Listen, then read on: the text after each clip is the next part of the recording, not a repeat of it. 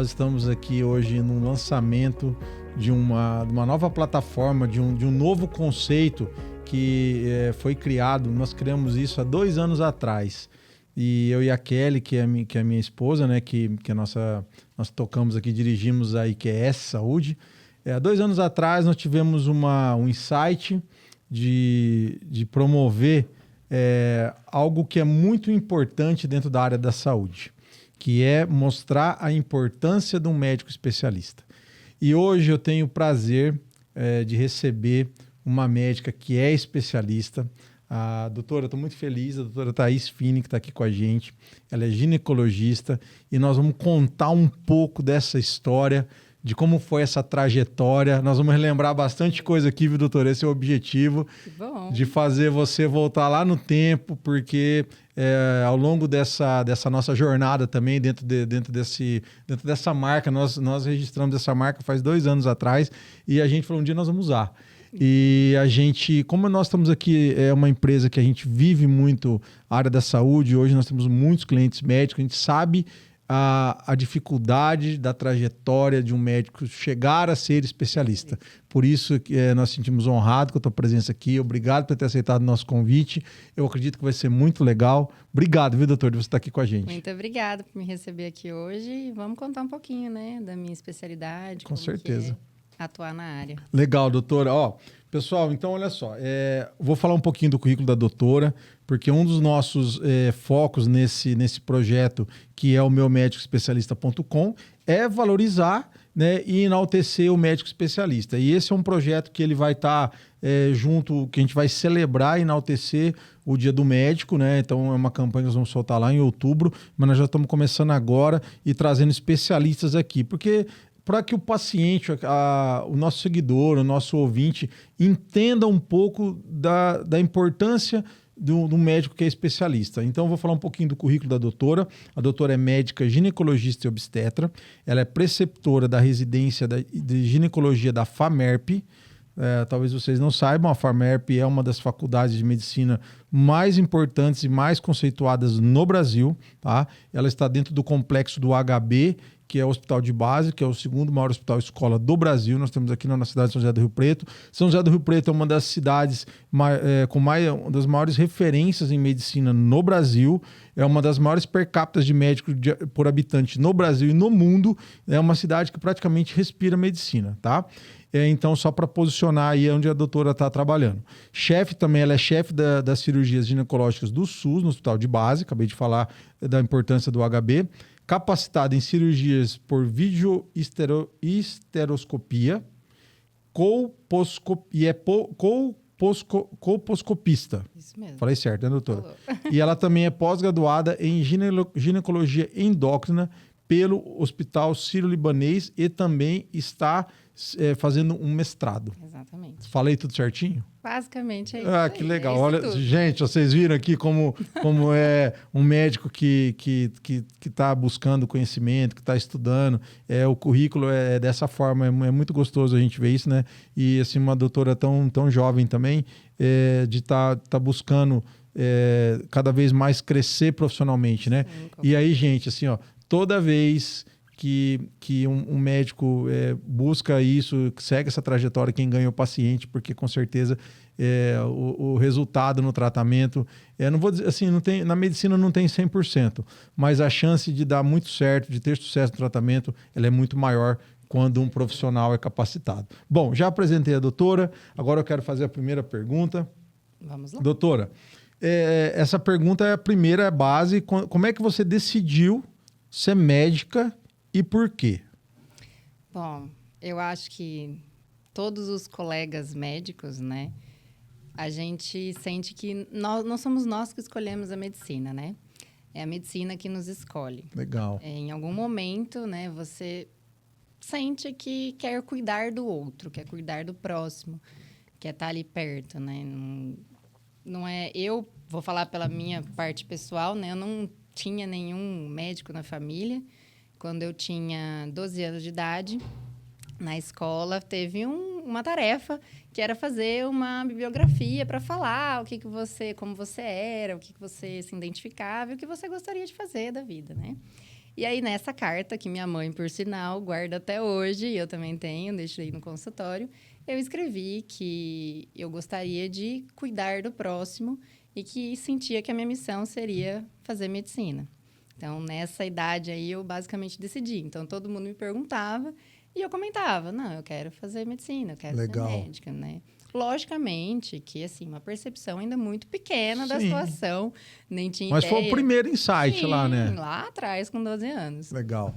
E aí, depois, quando eu estava no terceiro colegial, que a gente faz aquele teste vocacional, né? Tudo que toda escola oferece para nós. Eu fiz o teste vocacional, deu realmente voltado para essa área de biológicas, né? De medicina.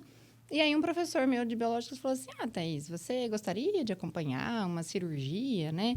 Lá na PUC de Campinas, que vai ter? Se eu sei que você gosta, né? Eu falei, vamos. Por que não, né? E decidi ir lá para conhecer. E eu cheguei lá na PUC, acompanhei uma cirurgia cardíaca que estava acontecendo e eu me apaixonei. Eu falei, bom, eu vou fazer medicina. É isso não aqui. sei qual vai ser a minha área de atuação, não sabia na época, Legal. mas provavelmente alguma coisa que tenha cirurgia no meio, né? E aí eu prestei a faculdade de medicina, eu sempre entrei muito novinha, até na escola tinha aquela coisa de atrasar, tinha um ano antes ali, você entrou um ano antes. Minha mãe não deixou, então fui pra frente. Então, eu entrei na faculdade de medicina com 17 anos. Que legal. Né, saí de casa, eu fiz faculdade de medicina na Universidade de Ribeirão Preto, lá em Ribeirão. Entrei com 17 aninhos. Desde, assim, de que o meu primeiro ano, que eu entrei na faculdade, até o dia atual, faz 14 anos que eu estou imersa na medicina, né? Sim. Então, são 6 anos. Calma que nós vamos falar disso aí. Porque bastante tempinho já. Esse aí que é o grande tchan.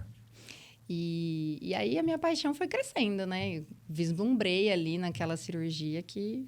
Doutor, e você lembra desse período do ensino médio, da entrada da faculdade? Você lembra dessa fase? Como é que isso foi importante na sua vida? Alguma coisa assim que você lembra desse início ali, logo da... Você entrou tão jovem, né? Tipo assim, puxa, como é que foi tudo isso para você naquele momento, já estar fazendo medicina? Como é que era isso para você? Você lembra de algum episódio que aconteceu, alguma coisa que seja marcante nessa época? Eu lembro que quando eu fui prestar a prova, né? E a gente presta em vários lugares, sim, né? Porque... assim, lógico, da minha época, apesar de eu ser nova, da minha época para hoje, o número de faculdade de medicina cresceu absurdamente. 369. Exato. Assim, na minha época não tinha tantas, né?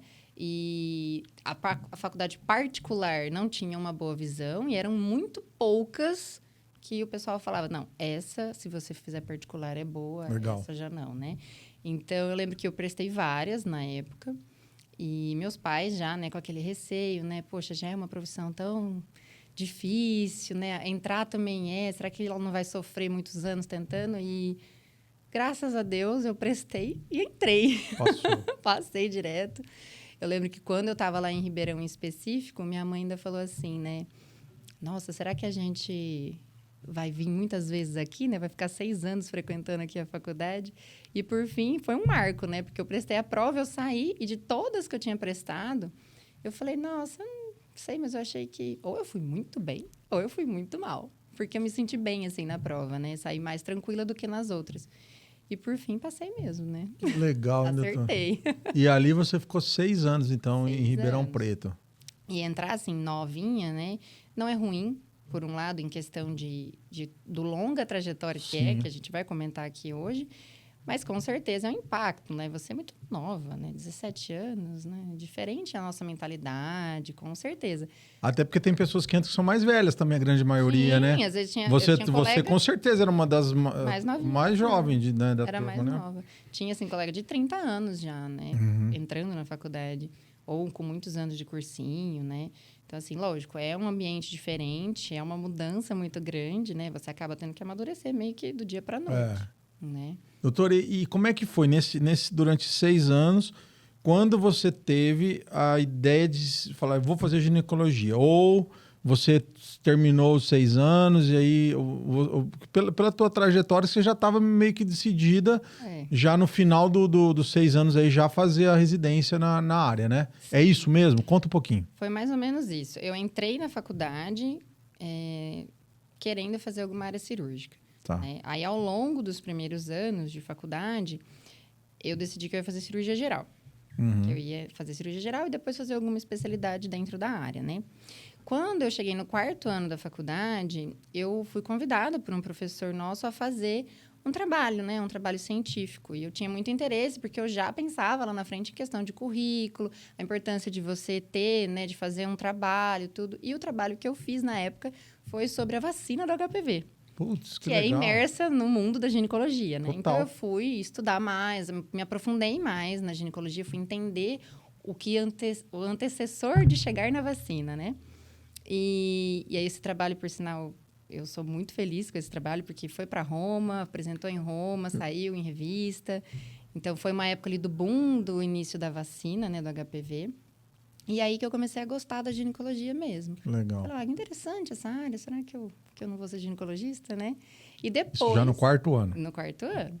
Mas ainda assim, o pezinho ali na cirurgia geral, talvez na ginecologia. E aí, nos últimos 2 anos da faculdade, a gente chama de internato. Sim. Que são os 2 anos que a gente se dedica a ficar imerso no hospital. Então, você tem um contato com o paciente mesmo, né? Uhum. E é ali que, às vezes, a maioria vai se descobrindo, vai vendo as aptidões que tem maior. E, realmente, eu percebia que eu tinha um lado para essa parte cirúrgica, de mais resolutiva, né? Só que eu me apaixonei quando eu acompanhei, num dos estágios, o parto. Nascimento de uma vida, né?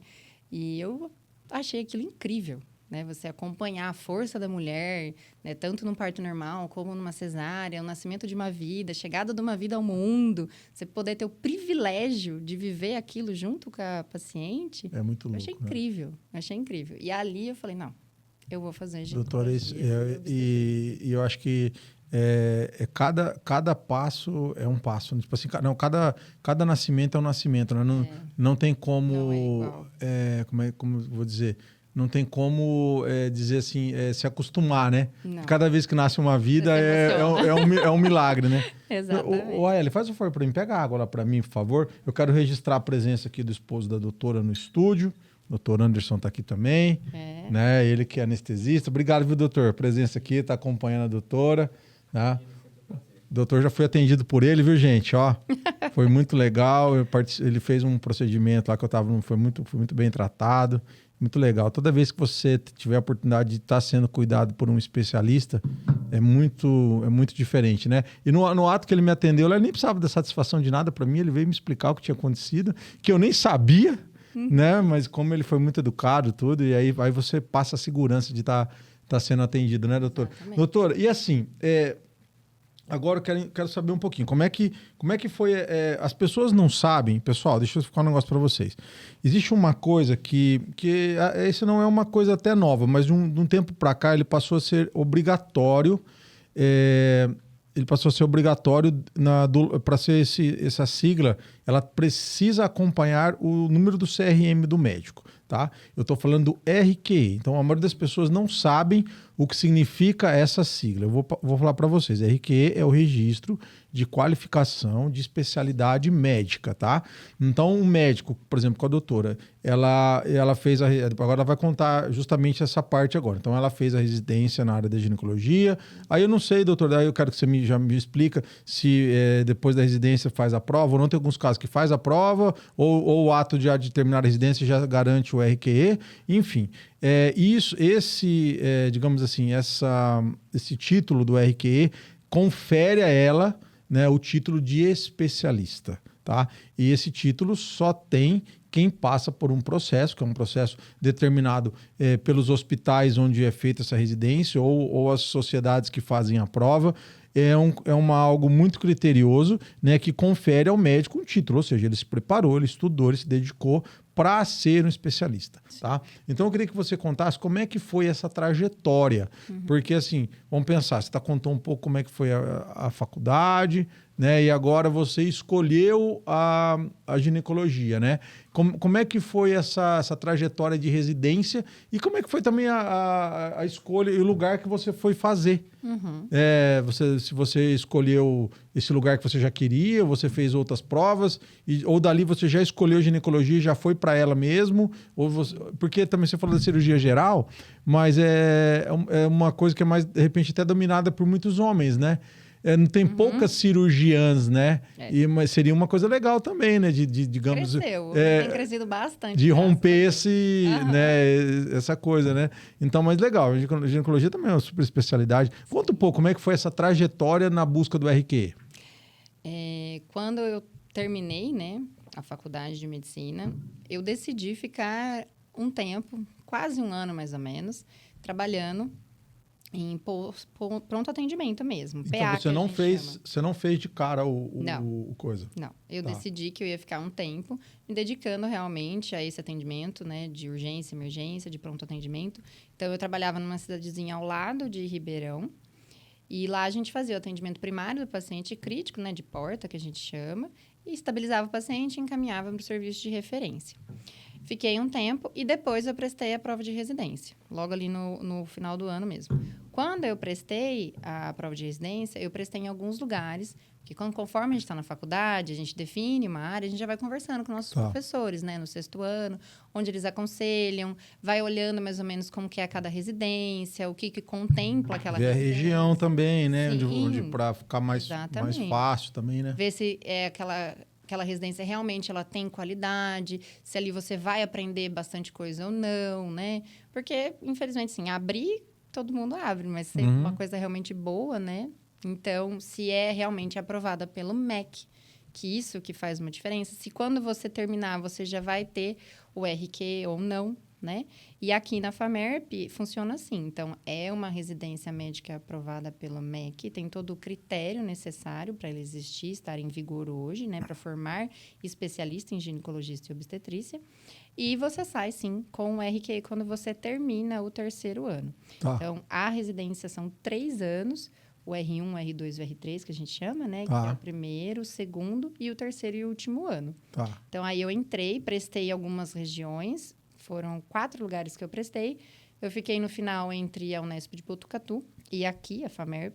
Eu escolhi a FAMERP por uma orientação de uma professora minha, na época, que falou muito bem do serviço em relação a tudo, né? Em ter gestação de alto risco, ter serviço da parte cirúrgica muito boa, a cidade em si, a região promissora, né? Alguns pontos em relação à Unesp que comentavam de ser, às vezes, protocolos mais antigos. E aí eu acabei optando por ficar aqui, na FAMERP. Doutora, fala para o pessoal quantas vagas tinham aqui em São José do Rio Preto para residência de ginecologia. Quando eu prestei, eram 16. Nossa. Agora são 11 ou 12. É muito pouco, né, doutora? Tipo assim, é um funil que... É um funil. Porque... gente do país inteiro prestando. Gente do Brasil inteiro, né? E assim, passar numa faculdade como a FAMERP na residência também é uma coisa... Só uma curiosidade. Aí você teve que estudar também fazer essa prova. Sim, tem. A gente, às vezes, fala do cursinho para entrar na faculdade e o cursinho para entrar na residência. Que você pode fazer, né? Ou você pode só ir estudando por conta e passar. Eu, simultaneamente ao internato, eu fazia esse cursinho em paralelo. Então, além da carga ali da faculdade, eu fazia um extra para me focar para a prova mesmo. Ou seja, muito estudo, né? Então, com 9 anos, você estava... já uma... Formada. Com especialista. Especialista. E aí é interessante quando a gente entende... quando é vaga MEC, porque você já faz uma prova que é pelo MEC. Então, você, quando termina, você já está... Já está apto. É lógico, todo esse período tem que estudar, faz prova também na residência, né? Então, só que você não precisou fazer a prova na Sociedade Brasileira de Ginecologia. Você já sai com o RQ. Porque era uma vaga MEC. Isso. Tá, legal. A gente não tem aquela que chama vaga estágio aqui. Alguns lugares. Que a vaga estágio teria que fazer a prova pela Sociedade Brasileira. Você precisa...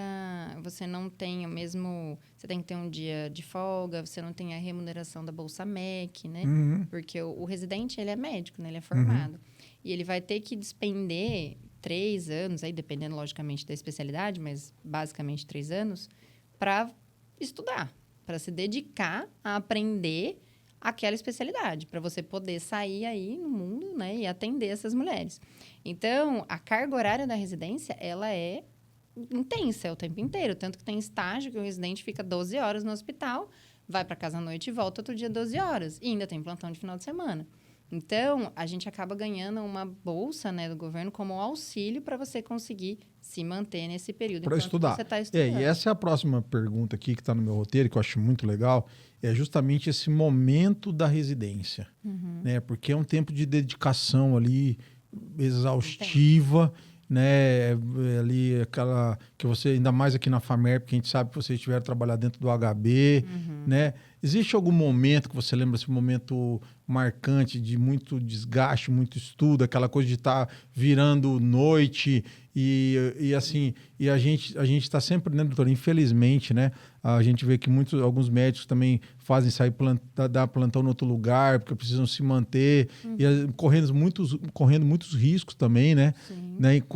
Infelizmente, a gente vê alguns casos, né, de quem sofreu acidente ou não. Quer dizer, tudo isso é uma fase muito complicada, essa fase da residência, né? Porque é muito intenso e, como a doutora disse, não são todos também que têm essa bolsa, que conseguem ter esse valor para sobreviver, né? E esse valor é um valor baixo também. Baixo, né? Então, assim, às vezes as pessoas têm uma impressão de que o médico ele é milionário, né? E não é bem assim, né? Então, a gente trabalha muito para realmente conquistar as coisas. E na residência é um valor mínimo para você se manter no básico possível. Então, que nem eu entrei na residência e eu continuei fazendo plantão de porta. Plantão de urgência e emergência, que é de clínica geral, né? E fiquei até o meu R3 dando plantão ainda, em paralelo à residência, né? Tanto como uma forma de ajudar em renda, né?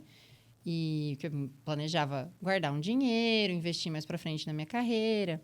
Então, tanto como um a mais para renda, como para ajudar a sustentar no mês mesmo, porque a bolsa é pequena, é baixa, né? Então, e você lembra, assim, de algum fato marcante nessa época de residência, assim, essa coisa de virar à noite, ou algum caso especial ali que te marcou, assim, nesse momento? Lembro, assim, logicamente que dentro da obstetrícia, a maioria das vezes a gente está acostumado a viver um momento de grande felicidade, né? Dentro da obstetrícia em si, que é o nascimento da vida. Sim. Então, em teoria, o natural é você estar ali acompanhando o parto, nascer um bebê, nascer uma família, tudo muito bonito. Mas, infelizmente, às vezes coisas difíceis acontecem, né? E eu já tive perda, né? Acompanhando na residência a mãe que perdeu o bebê. E aí, às vezes você já está ali 12 horas dentro do hospital. Eu já estava num estágio que é 12 horas dentro do hospital, que é o centro obstétrico que nós ficamos, né? E teve esse fato, isso quebra o plantão, né? Para mim, que era residente, para chefe, é muito triste ter que passar óbito, por né? isso. Você vive junto, né? Com a mãe num momento que ninguém está esperando, né? E depois ainda continuar no outro dia trabalhando ali, né? Com situações iguais, com novos nascimentos. E tentar não levar aquele episódio que ainda dói na gente para a próxima mãe que está nascendo, né? Porque ela e aquele insegurança de será que vai acontecer de novo com essa mãe, né? Até porque a pessoa que está ali não sabe de nada, né? Ela está ali vivendo o momento dela, né? Sim. E muitas vezes, né, sair dali, você tem a sua família, vai fazer um plantão fora, como eu fazia na época, né? Cansado. A exaustão física, né, do estágio em si da residência, que é grande na ginecologia e obstetrícia, junto com o cansaço emocional, que às vezes, infelizmente, acontece. E tinha dias assim que era dias difíceis de terminar, assim. Sim. Lógico, hoje é muito... eu estava almoçando hoje com um amigo, né? E ele falou assim, demorou... Como é que fala? Demorou só 10, 20 anos. Como é que é? Foi da noite pro dia, depois de 10 anos, que eu tive sucesso. Da noite pro dia, depois de 10 anos, não foi da noite pro dia, né? Não, lógico. Então, é lógico, hoje é mais fácil a gente olhar pro passado e falar, valeu a pena. Sim. Mas teve dias que foram difíceis, né? Vários dias, né? Várias vezes a gente fala, não aguento, não dá, vou desistir. Principalmente, eu acho que assim, no primeiro ano da residência é o mais pesado, porque você muda muito. Você está vindo de um clima de final de faculdade, de comemoração, de alegria. Vou pegar o meu CRM, né? Vou viver o que eu sempre sonhei, conquistei o meu CRM. E aí vem, pá, o baque da residência, que é o R1. Você vai ficar no hospital o dia inteiro, tem o R+, na sua cabeça, tem o chefe, tem toda aquela demanda de um hospital grande, que nem hospital de base. Vim ver paciente, admitir paciente, prescrever paciente, volta, opera, emenda o plantão, acorda no outro dia cedo, ou nem dorme, né? Estuda, porque aí tem que estudar aquele assunto e você está começando numa especialidade. Por mais que você tenha estudado 6 anos, você vai aprofundar agora no vai assunto. Focar, né? Então, aí você tem que estudar também. E, doutor, e é interessante que, na verdade, pensa bem, né? Para o especialista, está começando ali, né? Agora, né? Parece que nem você falou, nossa, foram 6 anos aí. Poxa vida, top, mas, putz, eu preciso concluir essa etapa, senão eu me torno especialista, né? E isso faz toda a diferença, né? Na carreira, né? Eu estava fazendo uma... Você vai vivenciar situações dentro de uma residência para se tornar um especialista que, se você não fizer, você não vai vivenciar. E a experiência muda muito, né? Eu estava estudando esses dias, eu acho que pelos próximos 2, 3 anos vão formar 41 mil médicos, 42 mil médicos por ano. E no máximo nós vamos chegar a 12, 13 mil vagas de residência entrando em R1, né? Sim. Então, isso eu não estou dizendo depois quem pode ter especialidades que pode fazer prova, que tem aquela coisa que o médico pode ter uma experiência em determinada área, como talvez o pediatra, que eu me lembro, o dermatologista ele pode fazer uma prova, né? Sim. Mas na maioria deles são essas 12 mil vagas, né? Então, cada vez mais vai ficar difícil de nós termos médicos especialistas. Né? Uma parte não vai ser. Não vai ser, uma boa parte não vai ser. Só no estado de São Paulo, a gente tem em torno hoje de 104 mil médicos ativos. Somente 1/5 desses médicos são especialistas. Ou seja, não é fácil. Né? Não é fácil, mas olhando hoje um pouco para trás, conta um pouco assim de você falar, nossa, valeu a pena mesmo, porque, digamos assim, pelo teu currículo, a gente fica muito claro isso, né? Que você deve olhar hoje para toda essa trajetória e falar, nossa, valeu a pena, né? Com certeza valeu a pena e vale muito ainda. Eu jamais deixaria de fazer a residência. Eu, Thaís, né? Não me sentiria capacitada para terminar uma faculdade na forma como a gente termina, por mais que você saia da plantão, você tenha a responsabilidade para estar ali com o paciente, lidar com vidas, a capacidade de atender mulheres, acompanhar pré-natal, fazer partos, fazer cirurgias ginecológicas sem ter passado pela residência. Jamais. Jamais. Não tem nem comparação. Eu vou lembrar da Thaís no finalzinho do 6º ano para a Thaís de hoje. Não tem nem comparação. Entendi. Então, toda essa trajetória, por mais longa que ela seja, né? Então, assim, faz 5 anos que eu atuo só em ginecologia e obstetrícia. Eu terminei a faculdade, fiz os 3 anos de residência e faz 5 anos que eu atuo em ginecologia e obstetrícia. Nesse tempo todo, com certeza, eu não sou a mesma Thaís de quando entrou no R1, por exemplo. E outra coisa, teu currículo mostra que também você nunca pôde estudar. Não, nem vou parar. Tem algum caso assim que você, né, bom, lá de trás você já contou que teve trabalho que foi publicado, né? Ou seja, quer dizer, você está dentro de um centro que é referência, né? Exatamente. Assim, teve algum caso de alguma paciente que você, quando você atendeu essa paciente e você fez algum diagnóstico que foi devido digamos, ao fator de você ter estudado, de você ter se preparado, que não era uma coisa normal? Você se recorda, por exemplo, assim, vamos pensar, lógico, tem o trivial hoje, tem o acompanhamento do parto, ali, o pré-natal, o parto, tem as doenças ginecológicas normais, mas teve algum caso falando, nossa, putz, isso aqui, se eu não tivesse me estudado ou me diferenciado, eu não teria conseguido dar esse diagnóstico e salvar uma vida, mudar a vida de uma pessoa. Sim.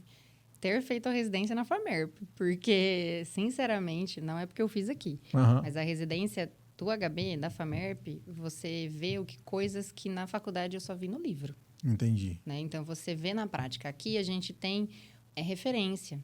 Então, a gente brinca, né? Tudo para na curva do rio. Sim. Então, aqui é a curva de rio. A gente tem todos os casos, desde o mais comum ao mais raro. Então, você consegue ter uma diversidade de casos de pacientes que você obrigatoriamente vai acompanhar, vai ver o desfecho, vai estudar sobre aquele tema, sobre aquele assunto, para estar acompanhando aquele chefe durante a residência. E depois, na sua vida, você tem mais segurança, porque você já viu, você já acompanhou, você já estudou. Então, se esse caso aparecer, você sabe. Doutor, e isso vai aparecer no consultório, né?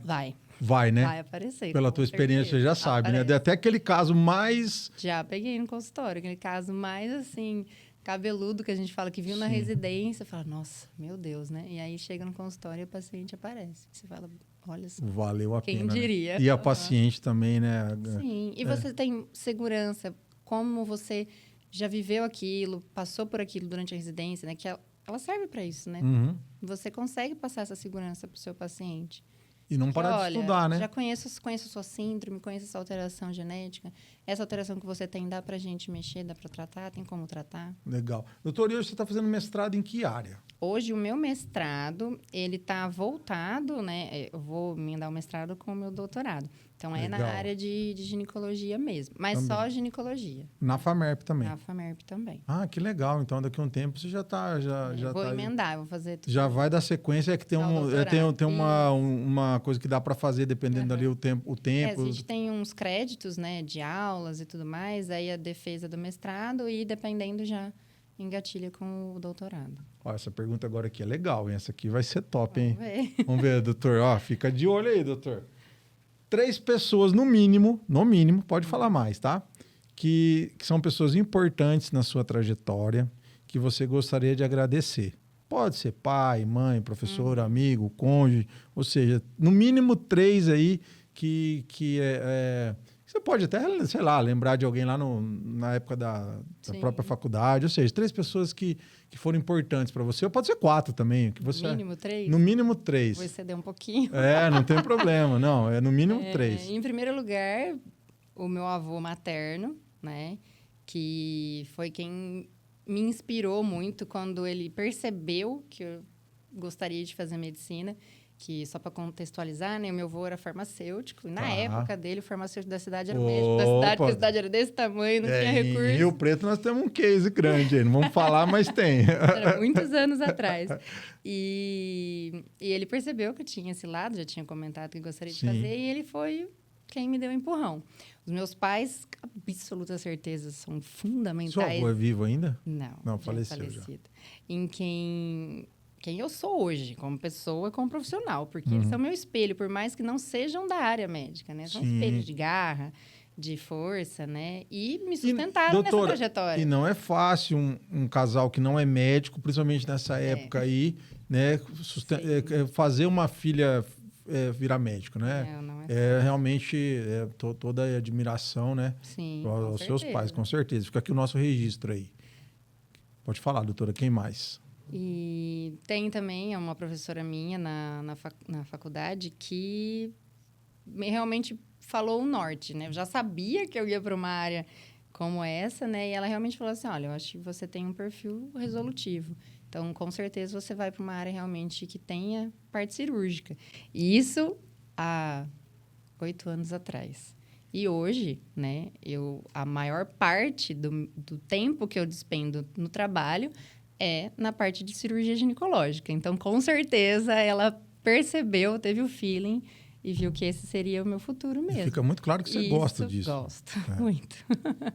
Muito mesmo. Legal. Tem mais alguém? O maridão, não é porque ele está aqui hoje, mas doutor, porque foi boa essa. ele viveu os 3 anos aí, lógico, né? Teve o final da faculdade, mas como eu falei, são momentos diferentes, né? Tensões diferentes. Então, viveu aí esses 3 anos da residência aguentando firme, porque não é fácil, né? Toda a questão de estresse, cansaço físico, emocional, peso, sobrecarga, a questão de você se cobrar por ser uma pessoa boa, às vezes, quando você perde um paciente, onde que eu errei, o que aconteceu, né? Tudo isso. E até hoje, né? Que é quem fica ouvindo, né? Eu contando as histórias e me ajudando. E como é que foi esse encontro de vocês? Vocês são 2 médicos, né? Sim. E são especialidades bem diferentes, né? Doutor anestesista, né? Doutora ginecologista e obstetra. Como é que foi esse encontro aí? Vocês fizeram faculdade junto? Ou onde se encontraram?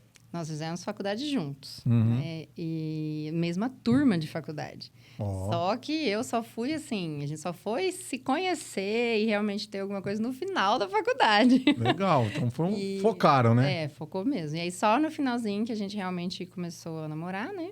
Viemos para fazer residência, na época ele não passou logo aqui, né, no comecinho, passou em outra e aí ficou aquela dúvida, né, para onde ia. E no final foi chamado para vir para cá e ele veio para cá. A gente fez a residência junto aqui, terminou junto, porque era o mesmo ano, né, de residência.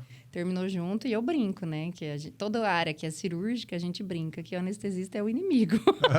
Então, eu durmo com o inimigo há alguns anos. E hoje, assim, hoje você já tem um filho? Já uma filhinha de 2 anos e 7 meses. Menino? Menininha. Menina, tem uma menina. Uhum. Então, já essa família já está caminhando bem, já. Legal, né? E é interessante porque a gente percebe também na maioria dos médicos, né, que com toda essa questão do profissional, acaba deixando um pouco mais para frente para ter filho, né? Uhum. Isso é meio que normal, né? Então as pessoas também não entendem que existe. Ontem, quem falou uma palavra? Abdicar algumas coisas da sua vida pessoal, né? Ontem a moça falou uma palavra, não tá vindo aqui para mim, que é como se fosse uma tipo assim, fica um pouco, deixa como aquilo de lado um pouco, né? Abre mão, né, dessa coisa. E lá na frente é lógico, né? Hoje acaba complicando muitas vezes. Mas quer dizer, a família está formada, mas o médico abre mão disso. O médico, a gente se dedica muito à profissão, a gente leva realmente muito a sério. Não que as outras profissões não façam isso, mas leva muito a sério. E o caminho é longo, né? Então, dependendo da idade que você entra, o tempo que você vai fazer uma residência, quando você termina, as subespecialidades dentro da especialidade que você vai fazer, e aí acaba que você se dedica só àquilo, você fica focado. E acaba deixando realmente de lado, né? Quantas vezes a minha família tem que entender renúncias. Muitas renúncias, né? Que eu acabo até hoje. Até hoje a gente faz. Renúncias, às vezes, de um final de semana com a família para estar com uma paciente, para ir lá acompanhar um parto, ou operar uma paciente, uma cirurgia de urgência, alguma coisa. Acontece, né? Bom, doutora, e você tem alguma frase, assim, que te identifica, alguma coisa, alguma coisa que um mote, alguma coisa assim que você fala, pô, essa frase aqui é minha, entendeu? Não é minha, né? Não, minha sim, para minha vida, né? Para minha vida, sim. Se Deus diz que eu posso, eu posso. Irei e não temerei mal algum. Isso eu levo para mim desde quando eu entrei na faculdade, ao longo da faculdade, em todos os pacientes difíceis e complexos que eu tive, as perdas que a gente vivencia, infelizmente, levo até hoje comigo. Quando eu decido fazer alguma coisa, aprender uma coisa nova, estudar mais alguma coisa, é essa frase que vem para mim. Muito legal, né? E isso te dá força, porque tem momento que você está ali numa cirurgia, alguma coisa que pode acontecer que precisa ter essa segurança, né? Uhum. E isso faz toda a diferença, né? E fala para nós hoje, na tua visão, quem é a doutora Thaís Fini?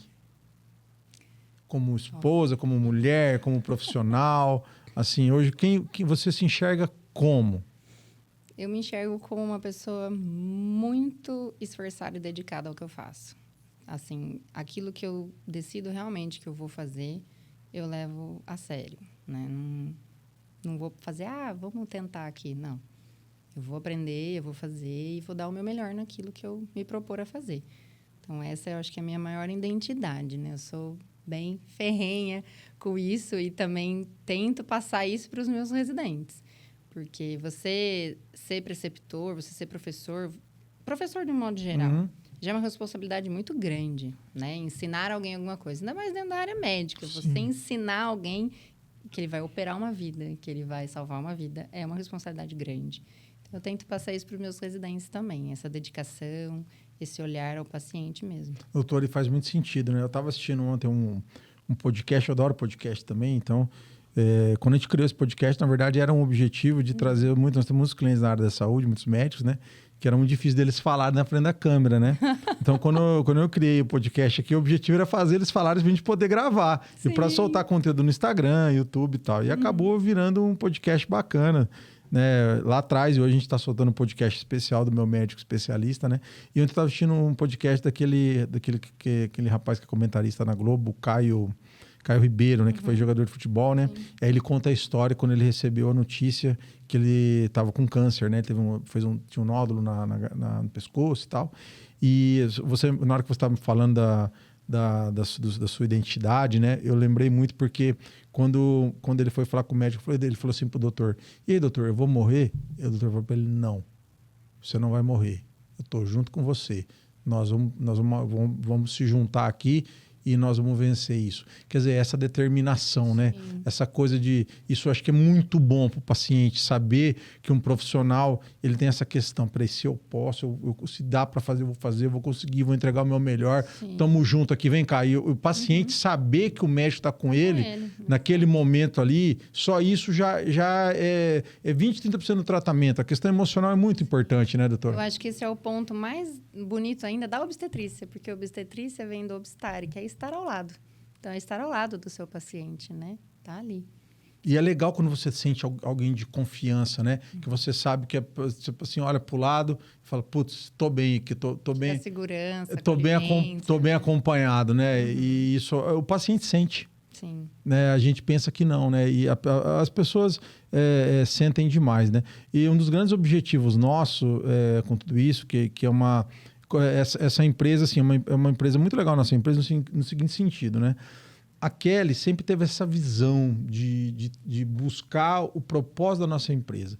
E aí nós tínhamos uma revista, que essa revista ela estava em todos os consultórios, e aí a gente resolveu que a gente queria ter a nossa empresa.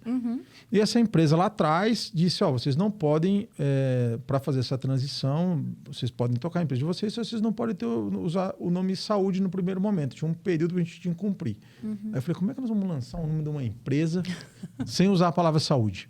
E a gente ficou, e aí a Kelly veio com informação que salva, né? Que foi uma coisa muito bacana, né? Então, hoje esse feeling que a mulher tem, né? Muito bacana. E hoje a gente está aqui falando sobre a importância do médico especialista, que é levar a informação através de um profissional que ele tem essa qualificação, né? Que ele buscou por isso, né? Nós não estamos aqui desmerecendo ninguém, nós só estamos exaltando, né, quem buscou essa trajetória. O esforço para você ser especialista na área, né? Entendeu? Você, como paciente, poder ter o ginecologista para chamar de seu, ter aquele especialista que está com você. Exatamente, saber que essa pessoa ela se formou, que ela continua estudando, que ela está buscando o melhor, frequentando congressos, que ela continua lendo, se atualizando, né? Ali no teu caso, então, imagina você está dentro dos maiores... Eu acho assim, doutor, eu vou falar o que eu penso, tá? Eu acho que você deve se sentir muito orgulhosa de poder estar num dos maiores e melhores hospitais e escolas do Brasil e do mundo. Porque nós podemos falar isso. Porque se nós estamos falando que é o segundo maior hospital e escola do Brasil, do mundo também não deve ser um dos menores também, né? Uma super estrutura com muito recurso, muita gente capacitada. E funciona também, né? Funciona. Você tem que ir atrás, você tem que melhorar, você tem que trazer coisas novas, né? O fato de ter aluno, ter residente também, sempre vai te impulsionar. E eu sou muito grata ao Hospital de Base, assim, uma gratidão a Deus de me permitir estar aqui, né? Não estou puxando a sardinha, não, mas eu sou muito grata mesmo. E dentro de toda a minha trajetória, olhando para trás, eu jamais imaginaria que eu estaria aqui hoje. Não vislumbrava estar aqui, né? Todas as coisas foram acontecendo como teriam que ser mesmo. Eu recebi a proposta de ficar no hospital por uma chefe minha na época e eu não imaginava essa proposta, né? É gratificante até hoje. E é bom que o paciente precisa saber, né? Que existem esses médicos que estão aí, né? E quem ensina, estuda 2 vezes. Aprende 2 vezes. E aprende com o paciente e aprende com o residente, com o aluno, com porque certeza. Outra coisa, você vai ter que sempre estar atualizado para ensinar o aluno e vão chegar os casos novos, onde você vai ter que estudar de novo. Quer dizer, é muito legal. Sem perder a humildade, né? Isso é o básico, né, doutora? É isso mesmo, né? E muitos médicos, assim, a gente observa, acho que tem voltado muito isso, né? Precisa ficar claro que médico precisa gostar de gente, né? Principalmente quem tá na frente ali, né? A pessoa que está lá numa análise, né? Ou no exame e tal, tudo bem, né? Talvez seja mais técnico, né? Mas, assim, quem está no front ali mesmo, né? Tem que gostar de gente, porque senão... Lidar com a população. Senão não consegue, né? Senão não consegue ter resultado, não consegue ter sucesso na carreira, né? Então, isso é o básico, né?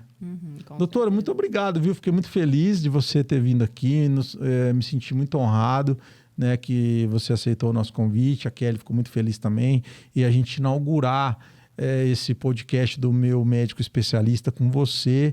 Eu tenho certeza que o futuro muito mais promissor, daqui 1, 2, 3 anos vão estar ouvindo falar muito bem de você cada vez mais, porque ficou muito claro essa tua garra, essa tua determinação de sempre estar buscando, e a população agradece, os pacientes agradecem, né? Com certeza. E, É importante. lógico, né, doutor? E sempre buscando salvar vidas, né? Trazer qualidade de vida, né? Fazer isso, eu acho que deve ser uma coisa mais gratificante para o médico, né?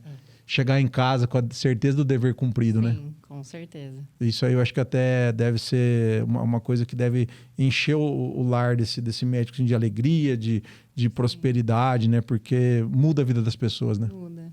É. Muda mesmo. Eu agradeço muito o convite, fico muito feliz de estar aqui. Legal. Espero ter contribuído positivamente. Imagina. Para explicar sobre a especialidade, um pouquinho da minha trajetória, bem como a importância mesmo, né, de você estar ao lado de um especialista. As pessoas precisam saber, viu, doutora? E às vezes o médico, o que acontece? Eu percebo muito assim, o médico ele não tem a noção que as pessoas não sabem também. Porque a gente, às vezes a gente está todo dia aqui, nós aqui. Ó, a gente trabalha com marketing. Tem que fazer uma arte, um vídeo, sobe no tráfego e tal, mas as pessoas não sabem. Não sabem todo o que tem por trás Então, até chegar naquele resultado, então, por exemplo, né? as pessoas não sabem o que um ginecologista precisou estudar para fazer isso. Outra coisa, tem a obstetrícia, ela está dentro dessa especialidade. A obstetrícia tem foco nisso. Aí depois tem as subespecialidades dentro da área, né? No caso de vocês que tem mastologia. Tem mastologia, oncopelve, ultrassonografia, medicina fetal.